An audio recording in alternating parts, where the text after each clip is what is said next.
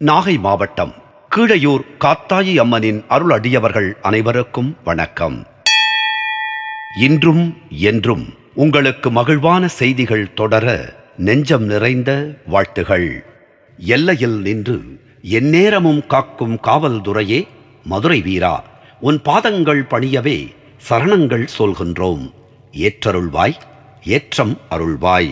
அவ்வென்று நான் உன்னை தினமும் துதித்திட அருள் தர வரம் தந்தருளுவாய். ஆதரியும் என்று தன் இடபாதத்தை நம்பி நான் அடியினை சரணமென்றேன். தவமென்று சஞ்சலம் வினை தீர்க்க வந்தருள் தானான மதுரை துறையே, தன்னுடைய கீர்த்தியை என்னால் விளங்கவும் தைரியம் தந்தருளுவாய்.